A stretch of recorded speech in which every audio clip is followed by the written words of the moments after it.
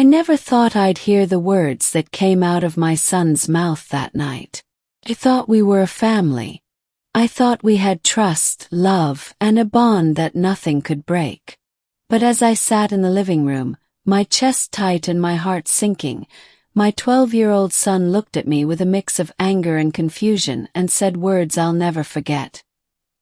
"He's more of a father than you." Started months ago.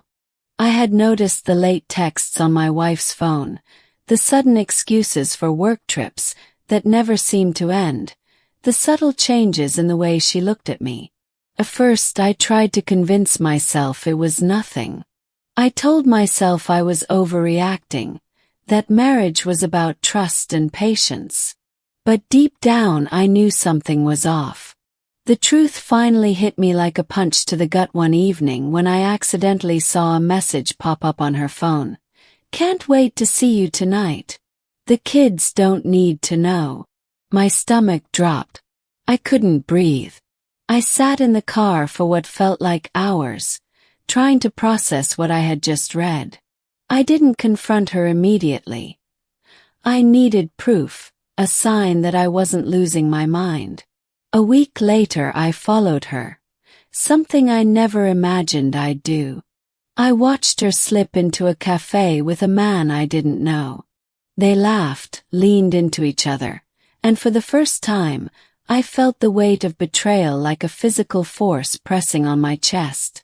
I drove home in silence, my hands gripping the steering wheel, trying to make sense of it. I confronted her that night. I asked her to look me in the eyes and tell me it wasn't true. She hesitated. And then, with a sigh, she admitted it. She had been seeing him for months. She said she didn't know why, that she loved me but had lost herself, that she wanted a fresh start. My world shattered in that moment. I tried to hold it together for our son. I didn't want him to see his parents falling apart. I thought maybe if I stayed calm, things could be salvaged. But my son noticed. Kids always notice. He noticed the tension, the late-night arguments, the way I tried to hold back tears. Then came the night that broke me completely. My wife decided to spend a weekend at her mother's. "For a break," she said. I agreed, thinking it was best to give everyone some space. That's when he came over, her lover. I saw him in the driveway carrying a bag, and for reasons I still can't explain, I didn't stop him. I didn't confront him. I just watched. Later that evening, our son came downstairs. I was sitting on the couch, staring blankly at the TV, pretending to be fine. He walked over, his small face serious. "Dad, can I ask you something?" he said. "Of course, buddy." "Anything," I replied, forcing a smile.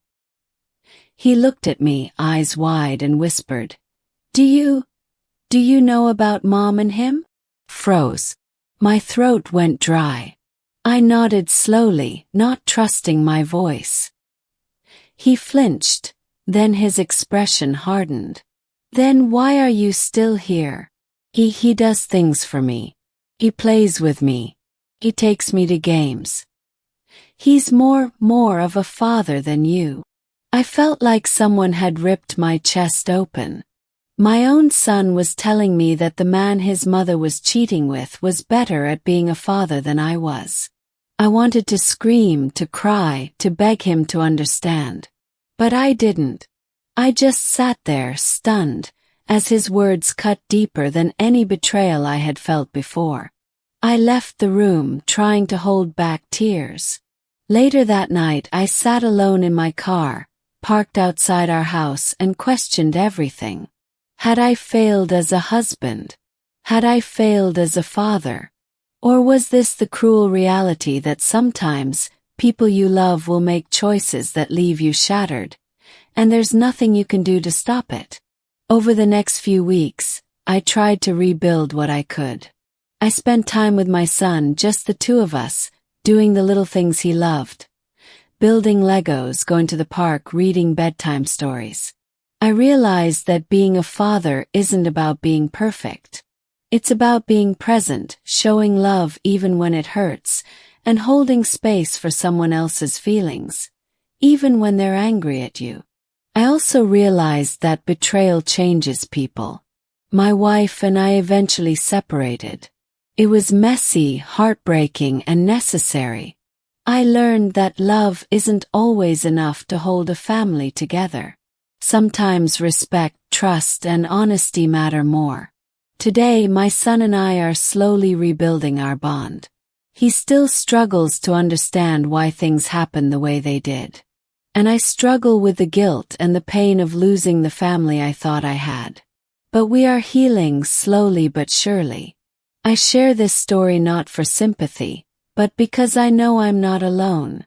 Betrayal doesn't just hurt adults, it fractures the world of a child too. And sometimes the hardest part isn't the cheating, the lies, or the heartbreak.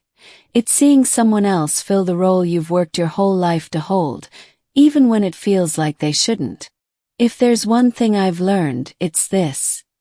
Being a father isn't about being better than anyone else.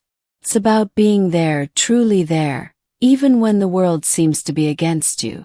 And that is something no one can ever take away.